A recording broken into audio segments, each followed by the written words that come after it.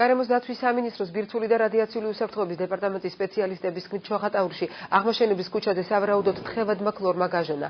სპეციალისტებმა შემოწმება რამდენიმე წუთის წინ დაასრულეს. მათი თქმით, დალუქულ ბალონებს დამატებითი ექსპერტიზისთვის თბილისში წაიღებენ. საგანგებო მდგომარეობა ჩოხატაურში აღმაშენების ქუჩაზე მას შემდეგ გამოცხადდა, რაც ინტოქსიკაციის ნიშნების გამო ქუჩის რამდენიმე მცხოვრებს სამედიცინო დახმარება დასჭირდა. ამ დრომდე ადგილზე მობილიზებული არიან სამართალდამცველები, რომლებიც ტერიტორიის პერიმეტრს აკონტროლებენ. ბავშვი ხონა მოდალი ვოჩის დახლება. ეს როება რაღაცა. ო ჯარში ჯავაბარება. ალა ვოჩი გასული მე იდუა ხა სახში არ ვიყავით. სახში რომ მოვედი საფრთხეთ. პოლი გაზი გადიოდა. ხებს იმას. რეალა ვიცოდი მე დღეს ვნახეთ რომ აი გაზი ბალონდა გაჟონილი რომ ისა რა ქვია. მე გონა პეპლების სამალიანად.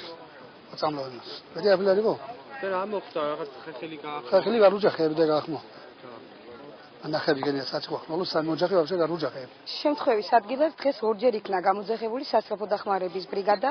გამოძახებების თქვა ჩივილები იყო ის რომ იყო მხოლოდ მაღალი წნევა, არტერიული წნევა, გაეწია შესაბამისი სამედიცინო დახმარება და პაციენტებმა უარი განაცხადეს სტაციონარში გადაყვანაზე. ესაა თხევადი ქლორი, სავარაუდოდ 99%, იმიტომ რომ საბოლოოდ მაინც ხვალ იქნება საბოლოო პასუხი, რადიაციაზე შემოწმებულია და არანაირი რადიაციული ფონი არ არსებობს.